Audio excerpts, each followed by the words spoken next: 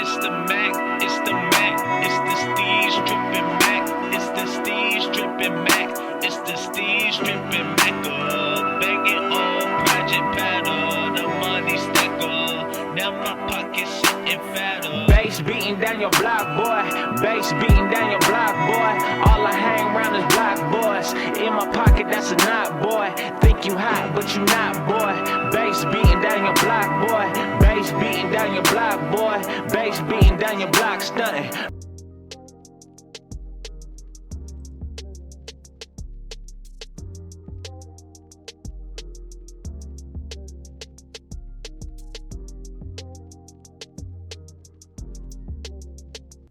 Let's watch.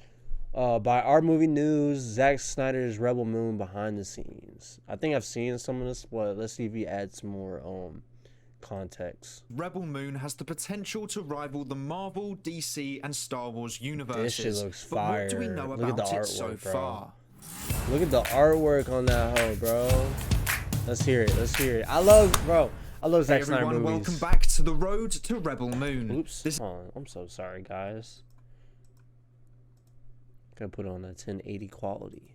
To the road to Rebel Moon. This is episode 4, and today we shall be looking at the behind the Giant scenes space of Zack opera. Snyder's two-part space epic space Rebel opera, Moon bro. that is set to be released in 2023 on Netflix. So in the background we will have all the behind the scenes footage and Wait. I actually want to see that. Hold on. Geek Week, I'm Zack Snyder. And I'm Sofia Boutella. We're on the set of our big new movie, Rebel Moon. It's a giant space opera with visual effects, Sci-fi fantasy. crazy action, right? Yeah, about a bunch of misfits that come together against all odds. You've been training hard, Yeah, for months now, and we just started shooting. and it's so far awesome. We have an amazing She was cast, really good in The exciting Mummy. costumes I really and like- makeup I really and like her in The characters Mummy. that you won't believe you're looking at. Yes, some And aliens she was in The Kingsman all too. sorts of craziness. And really proud of the team that I have working. They're doing an incredible job. So really, for me, it's a dream come true. So thank you, Geek Geek. Oh, wait, before I go, keep your eyes peeled. There's going to be a bunch of stuff we're going to be dropping along the way. Content, maybe some videos, some stuff from on set. So keep your eyes up for that and enjoy. Thank you, Geek Week. Thank you, Geek Week. Yo. Okay. All right. Let's get back to it though.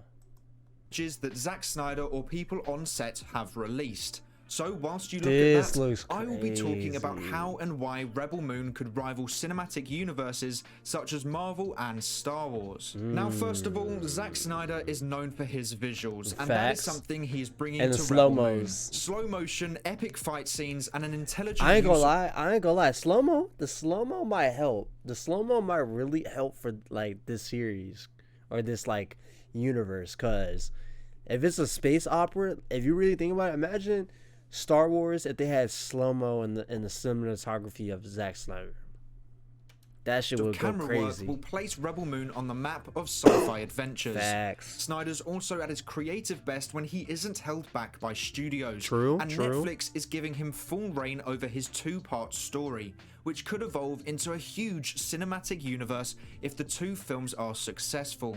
And it seems that Netflix already seem to believe that it will be successful, with future spin-offs being looked at already. Like I said, Snyder is at his creative best when he is allowed to create the story he wants to make. Arguably, his two best films to date are when the studio doesn't get involved, those True. being Man of Steel and the Snyder Cut. Snyder Speaking Cut. of Man of Steel, Rebel Moon is described Do to be people the really hate Batman v Superman, bro? I really like Batman v Superman. first 20 minutes of Man of Steel that are set But on but you said when studios don't interrupt, so Man of Steel and Snyder Cut. Okay. Krypton on steroids. Now, the first 20 minutes on Krypton were epic on their Hell own, yeah, and bro. really showed Bro, I already know where he's trying to go with this. Bro, just that whole Krypton scene already told me Zack could do a dope Star Wars, or a Star Wars-esque type of like feel to it. So, Man of Steel, bro. The Man of Steel opening, beginning with the Krypton stuff was chef's kiss, bro. Mwah.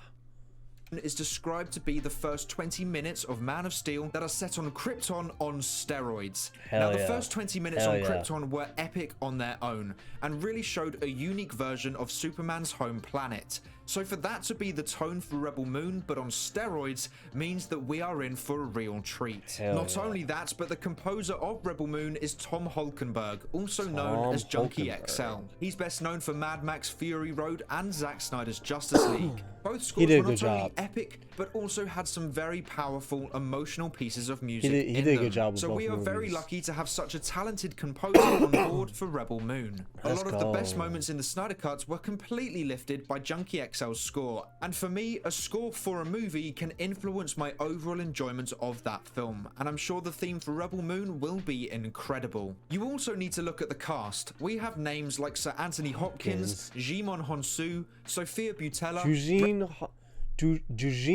Hansu, bro.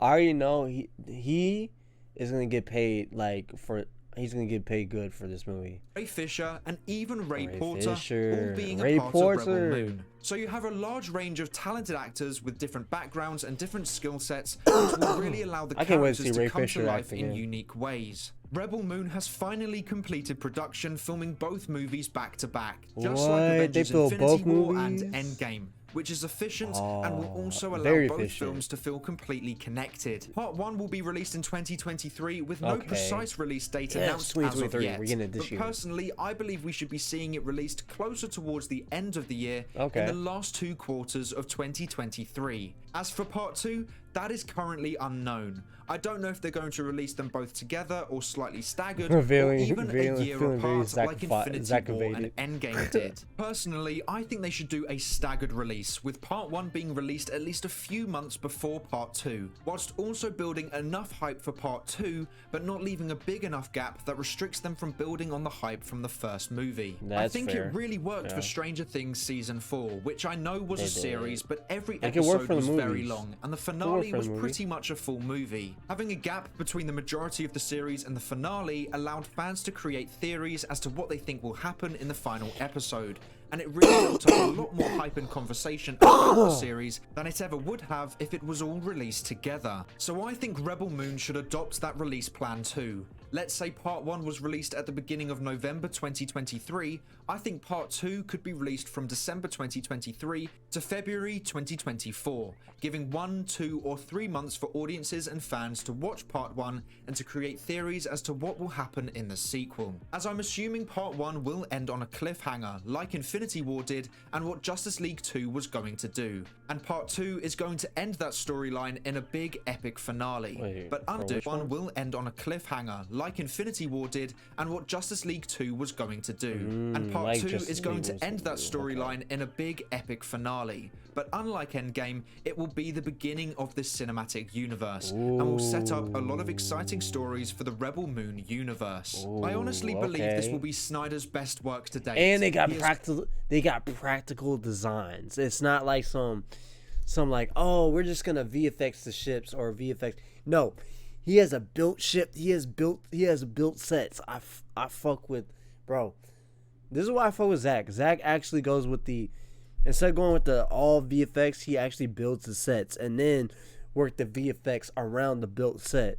And that's what makes his movies great, because it's like, bro, it's like movies nowadays just want to like Star Wars, like Mandalorian, bro. They just use a huge screen and then they use that, but they don't want to build.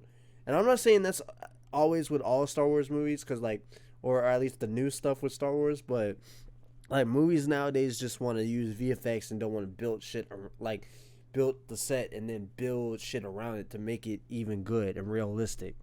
But hey, full creative freedom with a completely planned out storyline already that will be very mythological, and he's not only the director but also the cinematographer, and so I think at the bare minimum it will be visually the best sci-fi movie to date. I believe Rebel Moon is something that all sci-fi fans should be excited for. I'm excited and for it. hopefully in the new year I'm excited for it, for a sci-fi fan and a Zack Snyder fan, bro. I'm we could excited. get a trailer, or at the very least a new poster. wanna- But make I sure can't- to let I me know wanna- what your expectations of Rebel Moon are in the comments below. I need a That is all for today's video. Thank you so much for watching. Please make sure to like and subscribe and turn on post notifications so you never miss a video. I'm really excited for this. Like, this is and especially how Zach hyped it up. I'm really excited because I always wanted a new universe other than Star Wars that has to do with sci-fi. And then not only that, but Zack knows how to build he knows how to build universes, and he knows how to do it well. Like, and like, even though he didn't get to continue with his Snyderverse, just from his ideas and how the Snyder cut was, just told me like, yo, this he could build universes and go crazy with it.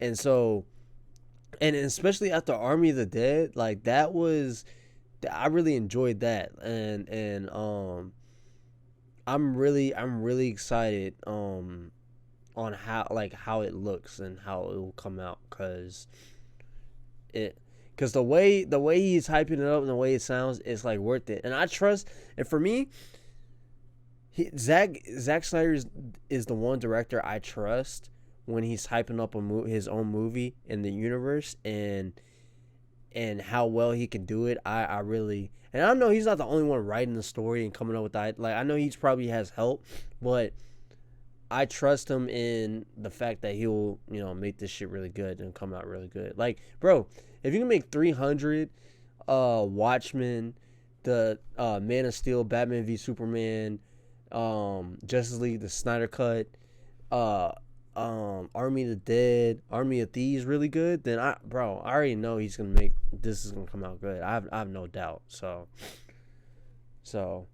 and the actors and the actresses he chooses are fit the story real well, because isn't he the one who found Superman, like Henry Cavill, to play Superman and all that? So it's no doubt he's gonna do good with it. So